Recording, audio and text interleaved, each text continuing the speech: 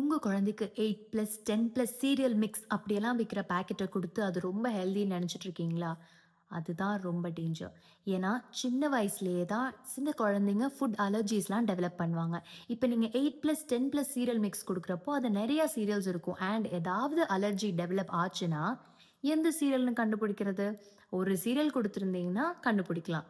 அதனால தான் ஒரு சீரியல் 1 வாரம் குடுத்து, இல்ல அட்லீஸ்ட் 5 டேஸ் குடுத்து நீங்க நெக்ஸ்ட் சீரியல்க்கு ஸ்விட்ச் ஆகணும். இத பண்றது மூலியமா ஃபுட் அலர்ஜி டெவலப் ஆனா கூட, உங்க குழந்தை எந்த சீரியலுக்கு அலர்ஜின்னு ஈஸியா கண்டுபிடிச்சு, அத நம்ம சார்ட் பண்ணிடலாம்.